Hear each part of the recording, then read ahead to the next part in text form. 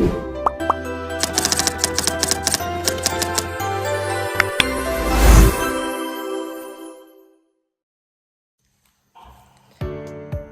Swastiastu. Assalamualaikum warahmatullahi wabarakatuh. Salam sejahtera bagi kita semua. Shalom Namo Buddhaya dan salam kebajikan dan salam harmoni. Perkenalkan, nama saya Gede Anom dengan NIM 2511011125 dari kelas BKC semester 1 dengan mata kuliah Dasar-Dasar BK yang diampu oleh Bapak Koyan Eka Paramarta SPD MPD dan Prof. Dr. Iketut Darsana.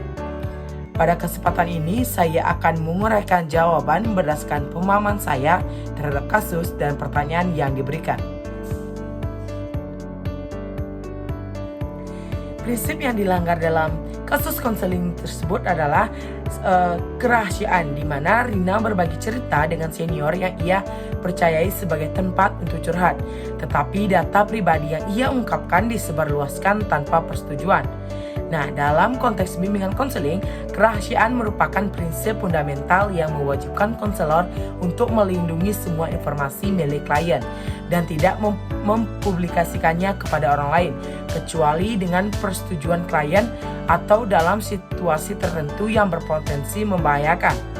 Nah, selain itu, terjadi juga pelanggaran terhadap prinsip kepercayaan dan profesionalisme karena individu yang menerima informasi tidak mampu menjaga data tersebut dengan cara yang etis. Konseling adalah suatu proses yang dilakukan secara profesional oleh konselor yang terlatih dan memiliki kemampuan khusus. Tujuan utama dari konseling adalah untuk membantu klien dalam memahami masalah yang dihadapi, mencari solusi yang sesuai dan mengembangkan potensi mereka. Proses ini memanfaatkan berbagai metode konseling seperti mendengarkan dengan seksama, menempatkan diri pada posisi orang lain, refleksi, dan juga eksplorasi, serta dilaksanakan dengan mematuhi kode etik seperti menjaga kerahasiaan, empati, sikap netral, dan objektivitas. Selain itu, hubungan dalam konseling tetap bersifat profesional dan tidak sama dengan hubungan pertemanan biasa.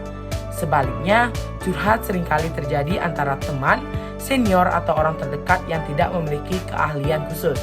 Kegiatan ini biasanya lebih emosional dan tidak terencana, serta tidak menjamin kerahasiaan atau etika profesional.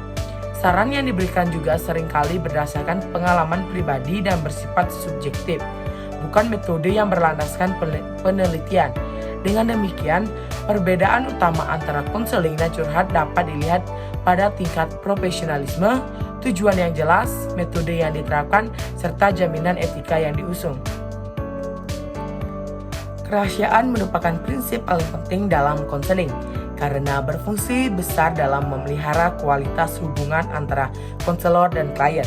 Dengan adanya jaminan kerahasiaan, klien merasa dilindungi sehingga kepercayaan dapat terbentuk yang memungkinkan mereka lebih bebas dalam mengungkapkan permasalahannya. Jaminan ini juga berperan dalam meredakan kecemasan klien karena mereka tidak perlu khawatir dihakimi atau takut bahwa data pribadi mereka akan diketahui oleh orang lain. Selain itu, konseling seringkali menyentuh isu yang sangat sensitif sehingga menjaga kerahasiaan sama dengan melindungi harga diri dan privasi klien sebagai bentuk penghormatan terhadap individu tersebut. Prinsip ini juga mencerminkan profesionalisme seorang konselor karena kerahasiaan adalah elemen penting dalam kode etik BK yang membedakannya dari sekedar berbagi cerita biasa.